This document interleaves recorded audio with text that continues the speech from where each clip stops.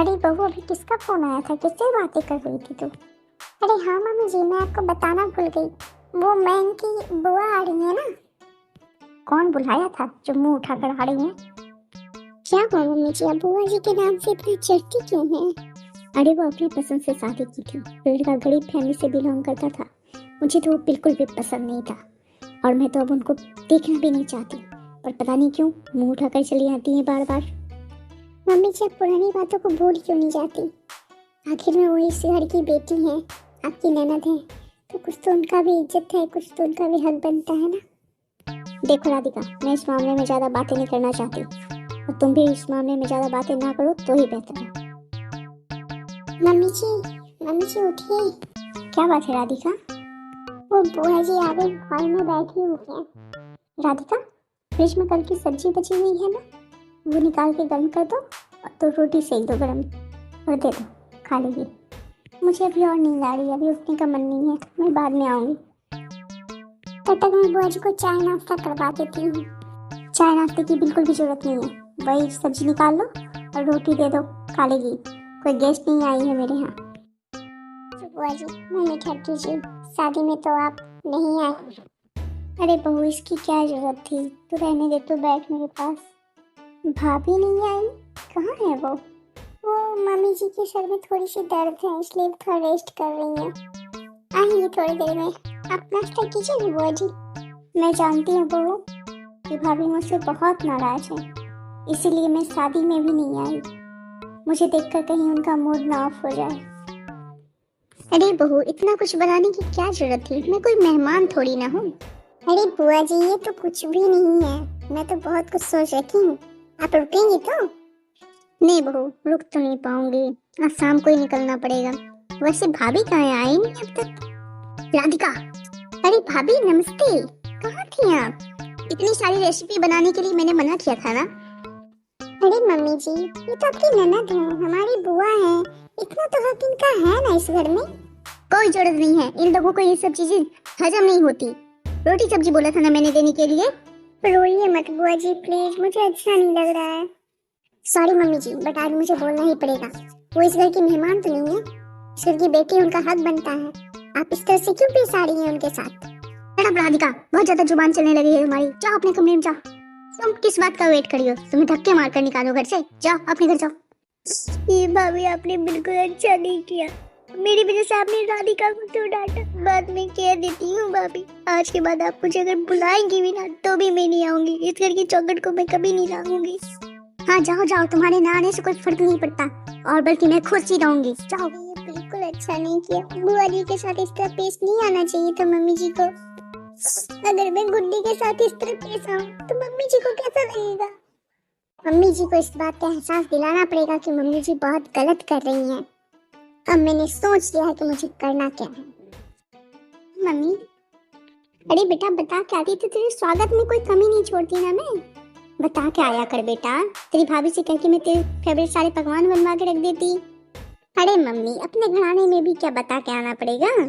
नहीं लाडो, अब आपकी शादी हो गई है, अब आपको ये सब चीज समझनी होगी ना।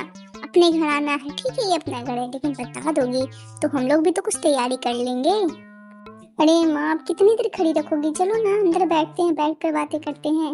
अरे हाँ हाँ बेटा, आजा आजा। वहाँ सब कैसे हैं? तेरी सास, तेरे ससुर जी, तेरी ननद? हाँ हाँ सब ठीक है माँ, तो चिंता मत कर इतना।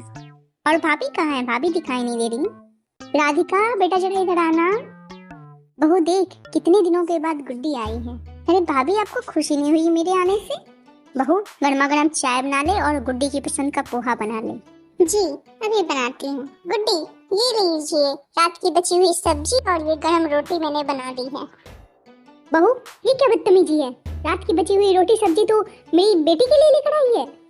सॉरी मम्मी जी, बट मैंने सोचा कि शायद इस घर की बेटियों का खातिरदारी इसी तरह से किया जाता है, इसलिए मैंने रात की बची हुई रोटी और सब्जी ले आई। ये क्या बदतमीजी है, ये मेरी बेटी है और तुम्हें पता है ना कि मैं इसे कितना प्यार करती हूँ, और इस तरह से कोई इससे बदतमीजी करे ये मुझे बर्दाश्त नहीं। और अगर इसके बारे में मैम को थोड़ा भी पता चल गया कि तुम इस तरह से पेश आई हो मेरी बेटी के साथ, तो तुम समझ लो तुम्हारा क्या करेगा मैम। क्यों मम्मी जी, गुड्डी के साथ जो मैंने किया उसका आपको बहुत दुख है, और आपने जो बुआ जी के साथ किया और हमेशा से करती आई हैं, क्या उन्हें बुरा नहीं लगता इन सब बातों का? आखिर वो भी तो आपकी इकलौती ननद है। आप ये कैसे भूल गई मम्मी जी? मुझे आपसे ये उम्मीद नहीं थी कि आप ऐसे करेंगी बुआ जी के साथ। मुझे माफ कर दीजिए मम्मी जी, मेरा ऐसा कोई इरादा नहीं था। मैं गुड्डी को बहुत प्यार करती हूँ, लेकिन आपको भी समझना जरूरी था कि बुआ जी भी इस घर की इकलौती बेटी हैं और आपकी ननद हैं। उनका भी तो हक बनता है कि आपसे खातिरदारी करवाएं, आपके साथ थोड़ी देर बैठे बातें करे। बहुत दिन के बाद आई थी ना मम्मी जी बुआ जी। हाँ बहू, मैंने सच में बहुत गलत किया सौम्या के साथ। मैं अभी कॉल करती हूँ सौम्या को और माफी मांगती हूँ। सॉरी गुड्डी, मैं थोड़ी देर के लिए ही सही लेकिन तुम्हारे साथ बदतमीजी से पेश आई, मुझे माफ कर दो।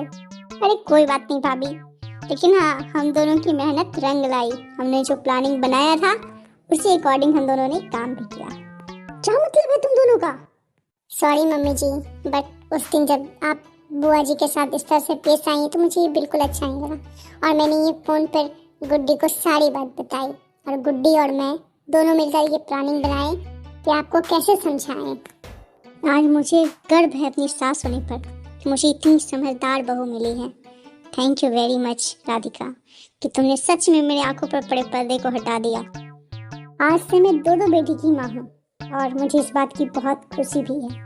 मम्मी जी, क्या बुआ को आप कॉल नहीं करेंगी?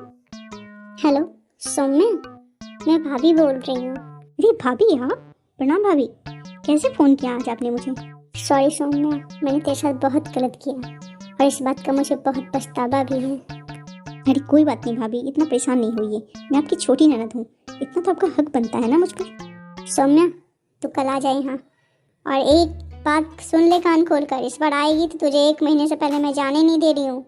और गरम गरम खाना मैं रोज़ खिलाऊंगी तुझे, बना बना कर न्यू रेसिपी जो जो मैंने राधिका से सीखा है। सॉरी भाभी, बट मैं कल आ नहीं सकती क्योंकि मैं कल आउट ऑफ इंडिया जा रही हूँ। इनकी जॉब उधर ही लग गई है और हम दोनों वहीं रहेंगे। लेकिन आप परेशान मत होइए और दुखी भी मत होइए, मैं जब भी आऊँगी इंडिया मैं आपके पास ज़रूर आऊँगी।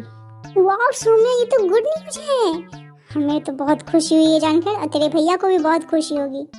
खुश रह तू हमेशा, बाय। अरे मम्मी जी, आप इतनी खुश क्यों हो रही है? क्या बात है, मुझे भी तो बताइए।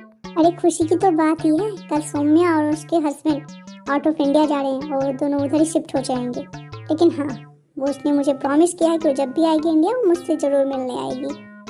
ये तो वाकई बहुत खुशी की बात है मम्मी जी, एक साथ इतनी खुशी मुझसे तो बर्दाश्त नहीं हो रहा। रात पे गर्मा गर्म चाय हो जाए। रात की बची हुई स्पेशल चाय लाऊं क्या?